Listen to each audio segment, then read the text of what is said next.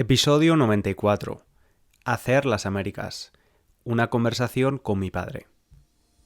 Hola estudiante, hoy te traigo una nueva conversación, esta vez con Rubén, mi padre. Antes de contarte más, déjame recordarte que puedes leer la transcripción del episodio y usar las flashcards de vocabulario. Este episodio está lleno de palabras que quizás no conozcas, así que espero que los recursos extra te sean útiles.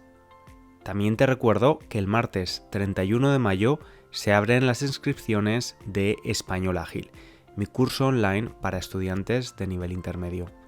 Puedes leer más información sobre el curso y usar los recursos extra en www.spanishlanguagecoach.com.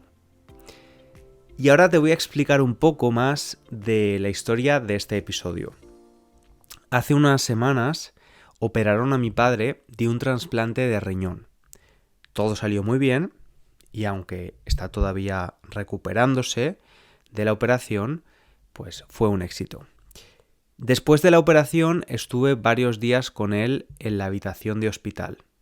Le propuse hablar de la historia de nuestra familia haciendo las Américas y le pareció una buena idea. La verdad es que yo aprendí un montón de cosas de mi familia que no sabía y me sorprendieron bastante. ¿Qué es esto de hacer las Américas?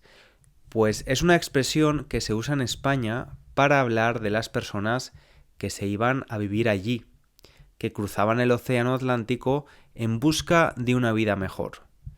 En los años del franquismo, muchas familias inmigrantes, como la mía, decidieron irse a vivir a Argentina. En el caso concreto de mi familia, a finales de los años 50, cuando mi padre todavía era un bebé. Te dejo con la conversación. La idea del episodio es hablar del ejemplo de una familia española, la nuestra en este caso, que tuvo que ir a Argentina durante la época franquista. Tú eras muy pequeño, ¿no? Tenías un año cuando fuisteis a Argentina. Sí. ¿En el 60? ¿59, 60? El 59. En el 59. O sea que no recuerdas nada del viaje, ¿no? Me decían que iba gateando por el barco. Claro, eras muy pequeño. ¿Y cuál es el primer recuerdo que tienes de Argentina? ¿El primer recuerdo? Sí. Pues 3 o 4 años ya viviendo en el campo. Esos son los primeros recuerdos. ¿Vivíais en el campo? ¿En qué región de Argentina? ¿En qué región de Argentina? En el sur, en lo que es la Patagonia. Ok. ¿Y tú estuviste allí desde que tenías un año hasta qué edad? Hasta los 17. O sea, prácticamente toda tu infancia Sí. y parte de tu juventud. ¿Te sentías más español o más argentino? Allí argentino, español. Había nacido en España, pero me he criado allí. Bueno, me he criado, la infancia la he pasado allí. Claro. En aquella época me sentía argentino, aunque mis amigos, los vecinos, la gente me llamaban gallego. Como todos los españoles nos llaman gallegos. ¿Y por qué los argentinos llamaban gallegos a los españoles? Gallegos es el nombre... Porque piensan que España es un país de inmigrantes y la mayoría de los inmigrantes son de Galicia y se pensaban que nosotros también íbamos de Galicia. Okay. Entonces por eso le dicen, este gallego que viene de Galicia, no viene de Galicia, puede venir de Madrid, de Valencia, de Barcelona, pero para ellos, así como los americanos son, hoy no me acuerdo cómo... Yankees, los italianos son tanos. Los italianos son tanos. Sí, ¿no? Los españoles gallegos. Sí. Pero este nombre de gallego era despectivo, lo utilizaban de una forma... No es despectivo, pero tampoco es agradable cuando tienes un nombre y un apellido que en una reunión que te llamen este gallego. Allí, como en todos los países del mundo, en aquella época había mucha envidia de la gente que crecía trabajando. Los abuelos trabajaban mucho, nosotros ayudábamos en lo que podíamos, el abuelo comprando fruta y verdura por los campos y la abuela criando pollos en el criadero, Nosotros íbamos al colegio, pero nos teníamos que levantar, ayudarle, ayudarle a despicar, ayudarle a vacunar, ayudar a lo que sea. Y como cuando las cosas iban bien, el abuelo cambiaba de coche, compraba una casa en la ciudad, nos íbamos de viaje y los vecinos decían, "Mira, este gallego acaba de llegar de España y ya se ha hecho millonario". Okay. Pero bueno, es lo que hay. O sea que un poco el caso de los abuelos es el caso de los inmigrantes, ¿no? Que dejan su país porque las cosas no están bien, Ya. quieren prosperidad, ¿no? Lo que se decía, la expresión que se usaba era hacer las Américas, ¿no? Cruzar el charco, el océano Atlántico y hacer las Américas. ¿Por qué Argentina se veía como un lugar próspero para crecer? Porque, en primer lugar, yo pienso que era que ya había argentinos allí y esos argentinos, que eran algunos amigos o familiares, mandaban la carta de invitación para poder ir, porque si ibas a otro país lo tenías más difícil para sacar los papeles, el permiso de residencia, que también ahí está lleno. Brasil, Colombia, Venezuela, está lleno de españoles. Sí. Los otros no, pero sobre todo Colombia, Venezuela y Brasil hay muchos españoles, pero donde más en Argentina y en Chile. ¿Eh? Sí. Pero era más fácil por eso, porque siempre iba uno primero, ya desde los años después de la guerra, después de la Segunda Guerra, después de la guerra de España y la Segunda Guerra Mundial, ya empezaron a salir. Y claro, al haber gente allí que llevaba 10, 15 o 20 años, por ejemplo, mis padrinos, Manuel y Dominga, ellos llevaban allí ya 15 años y fueron los que le mandaron la carta de invitación al abuelo. O sea que la forma de conseguir el visado era que alguien te recomendara, ¿no? Exacto. Como que eras una persona que venía a trabajar. Y llegabas allí y incluso a muchos les daban tierra gratis. Entonces, claro, eso era una ventaja, pero tierra virgen, que te dan tierra virgen y para que empieces a producir ahí a lo mejor pasan años, porque tienes que quitar árboles, tienes que hacer la regadío, tienes que hacer muchas cosas, invertir. Y el abuelo no, el abuelo se fue y compró una isla. ¿Una isla? Vale, pero ¿cómo se compra una isla en Argentina y para qué? Pues una isla era un islote que había en el medio de un lago que tenía mucho terreno y que ahí podías sembrar, podías tener ganado, pero claro, lo tenías que llevar todo y para sacarlo también. Y era, vamos, lo peor que le pudo pasar. Y nos fuimos de ahí y ya nos fuimos para Pedro Luro, que es donde nació la tía Inés. Y ahí ya fue diferente. Y una pregunta, porque antes de viajar a Argentina, yo me imagino una familia con 5 hijos, en ese caso, hacer un viaje súper largo a otro continente, a otro país, ¿tuvieron que ahorrar dinero antes de ir? El abuelo tenía dinero. El abuelo llevó... te lo comenté el otro día. Si en vez de llevar ese dinero para allí, para Argentina, lo hubiese invertido aquí en Madrid, en Valencia, en cualquier capital de España, dice, hoy era multimillonario. Pero fue para allí y lo invirtió mal, y salieron las cosas mal, y bueno, es lo que pasó, que eso es una lotería. Pero bueno, porque es un país que ha tenido muchas dictaduras, mucha inflación. Claro. Hoy esto te vale 4, mañana te vale 24. Bueno, es un desastre. Pero bueno, imagino que en ese momento pensaría que España tampoco era el mejor lugar para estar, ¿no? Porque también habría mucha inestabilidad, ¿no? Y bueno, al final... ¿Y cómo hizo riqueza en España? Porque trabajaban en el campo, ¿no? Él tenía campo, pero él no trabajaba en el campo, ponía trabajadores y él se dedicaba a compra y venta de ganado. ¿En España? Sí, por los pueblos en Zamora. Iba por los pueblos comprando ganado. Pero siempre estaba haciendo negocios. Empezaría, o sea, te quiero decir, ¿no viene de una familia rica o sí? No lo sé. No, vale. no. O sea, que empezó él siendo emprendedor. Sí. Okay. Y se compraba la casa en el pueblo y hacía otra casa mejor y la reformaba. Pero ya cuando la guerra, después de la guerra, él estuvo 2 años de guardia civil. Y te lo digo esto porque sigue pasando hoy en día. Ya siendo guardia civil, hacía extraperlo, que se llama. Me suena, pero no sé qué es. Es Contrabando. algo ilegal. Contrabando. Vale. Vendía tabaco. Vendía tabaco de forma ilegal. Claro, tabaco que traía de Portugal lo vendía aquí.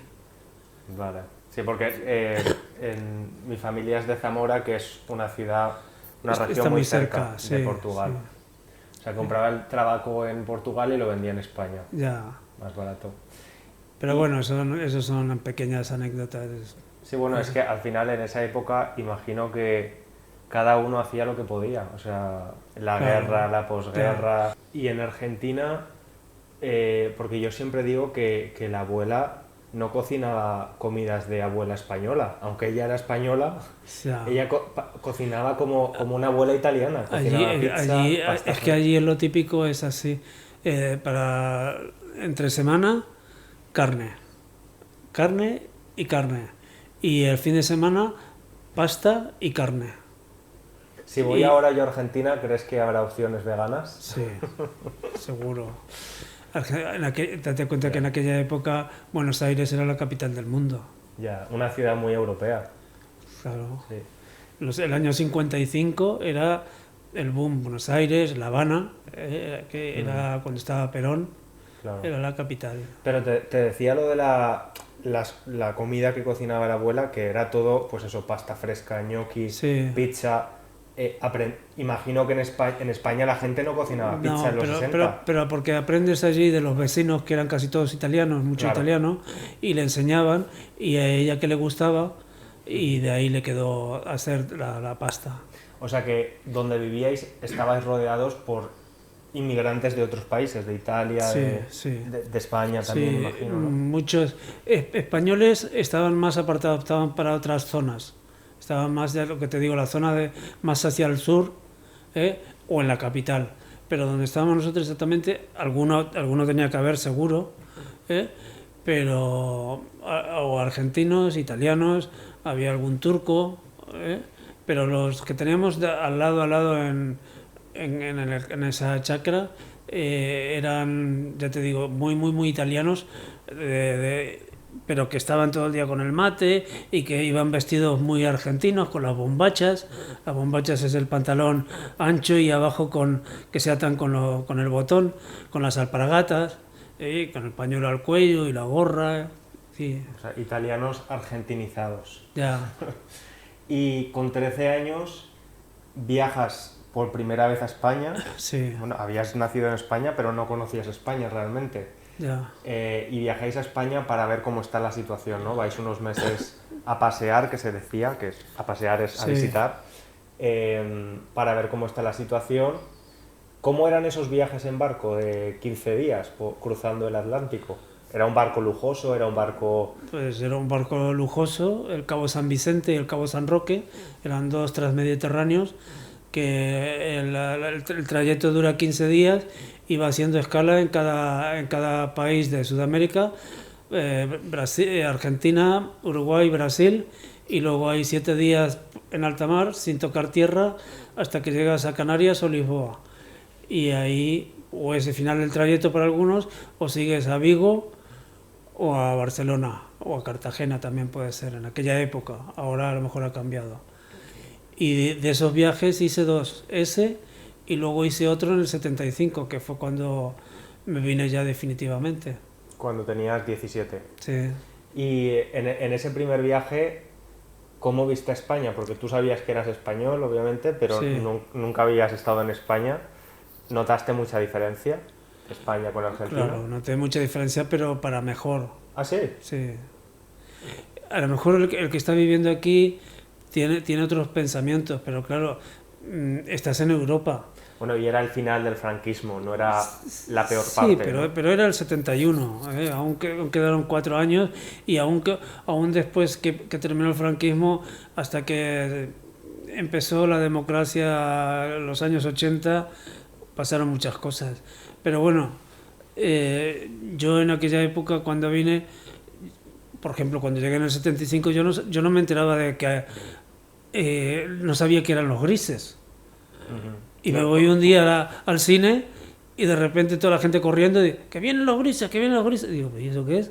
Y la policía por Mosén Femades por ahí dando caña. Explica qué son los grises. Claro, la Policía Nacional. La Policía Nacional, que iban vestidos de grises, claro, ¿no? y tenían fama de pegar a la gente, ¿no? Exacto, ya. Sin razón aparente, solo porque a lo mejor estaba un grupo de jóvenes... La razón que alguna manifestación no convocada, que estaban prohibidas, y luego algunos que hacen altercados y cosas de esas que siempre van o tirando piedras o pancartas o lo que sea. Sí, pero bueno. sí.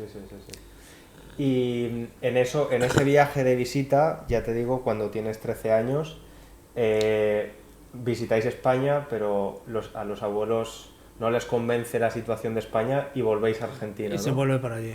Pero los abuelos aprovechan para hacer negocios. Pues los abuelos aprovechan el abuelo, como era un negociante nato, la idea era de que el viaje no saliera muy costoso, y para pagar el viaje pues compra algunas cosas aquí en España y las lleva para allí. Y las cosas esas no son regalos, claro, pues compró 4 escopetas, 3 o 4 pistolas, mucho alcohol. El alcohol se compró en Canarias y las armas en Eibar, en la fábrica de Eibar. En el País Vasco. Sí, y el alcohol en Canarias. Y el alcohol se vendió casi todo entre Brasil y Montevideo. Y luego las armas ya llegaron a Argentina y las vendió allí. Y con eso ganó para pagar los 5 billetes de barco. Estancia. Pero menuda locura. Ya. Menuda locura, porque le podrían haber Sí, detenido, es mucho riesgo, pero bueno. Ya. Sí. Yo creo que él estaba acostumbrado a eso y a más. Ya. Bueno, es eso, que al final son personas que vivieron la guerra, la posguerra, muchas necesidades, ¿no? Y al final... Lo que te he dicho el otro día, digo, si él ha estado en la guerra y decía que él disparaba al aire, porque en una guerra no sabes a quién le vas a disparar. Puede estar un hermano, un primo o quien sea delante tuyo. Sí, lo conté en un episodio que hice hace poco. Lo vi. Lo conté cuando me lo dijiste. Y ahora, ¿qué dirías que es lo que más... Ya llevas en España 40 años? ¿Más de 40 años? Más, va de 75... 47. 47. ¿Hay algo que todavía echas de menos de Argentina? ¿Hay algo que echas de menos de Argentina todavía? ¿De Argentina? Recuerdos de ganas de visitar sitios donde pasé la infancia, para ver cómo está ahora. Muy diferente probablemente. Sí, porque ¿no? Encontrar a alguien conocido sería muy raro, pero imposible no. No, gente de tu edad seguramente. Ya. Sí, porque si vas al campo y no ha cambiado de dueño, seguro que a lo mejor algún hijo está por allí aún. Y luego la carne es algo, vamos, es totalmente diferente. Allí un bife es como si fuera aquí bife, o sea, beef. Como en inglés, beef. Como en inglés, sí, beef. Sí, pero ahí se dice bife. ¿Qué tenemos para comer? Bife. ¿Y qué es un bife? Pues carne con hueso alrededor. Okay. Y muy sabroso y finito.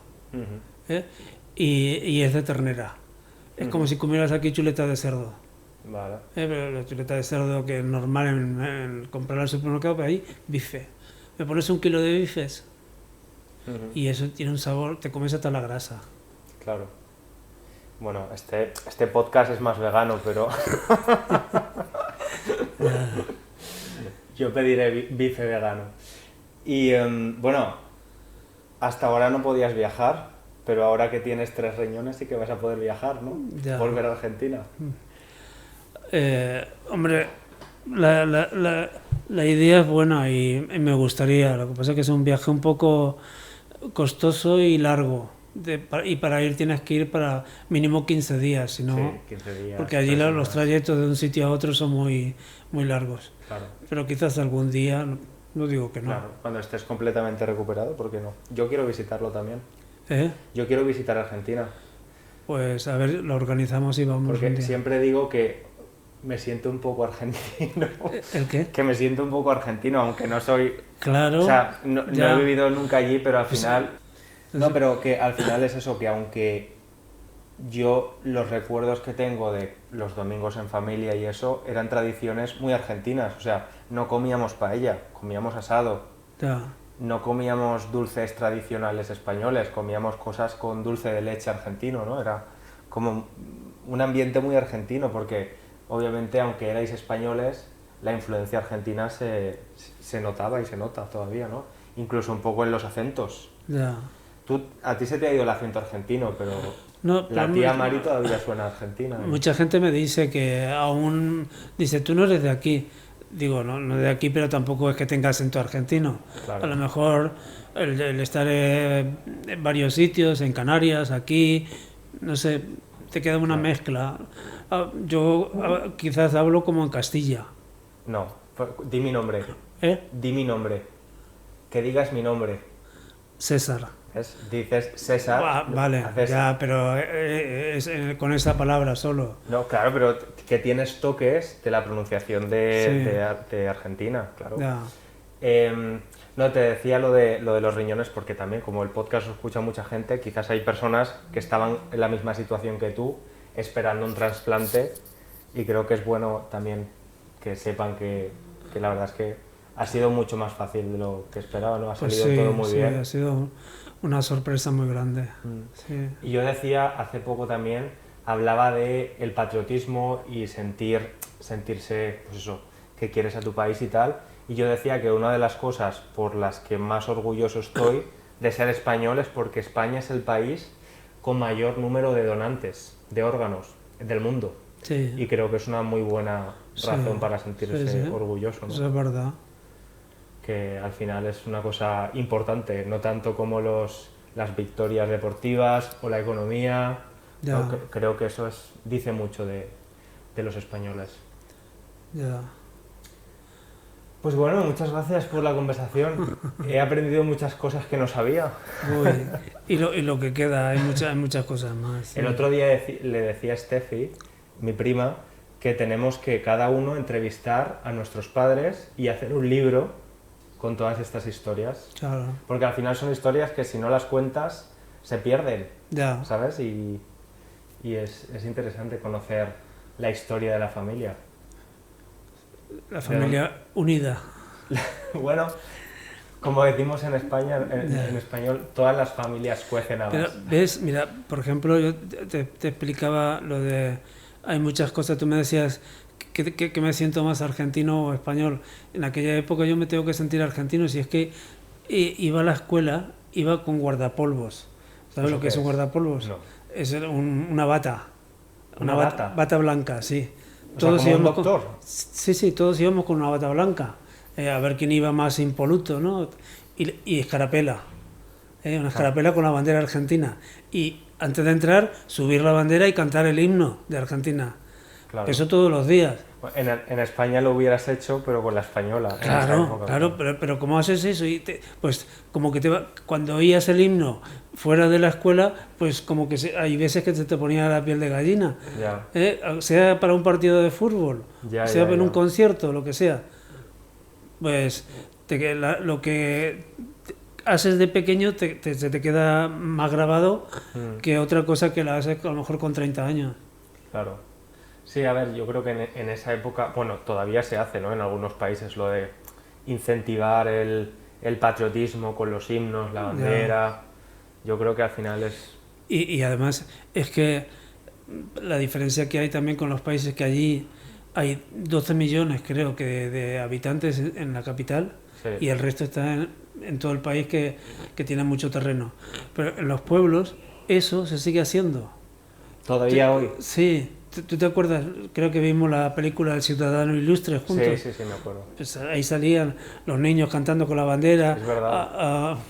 Está en Netflix esa película, El Ciudadano Ilustre, una película argentina. Sí. Se llevó un premio y creo que está en varios países, está doblada. Sí, muy buena.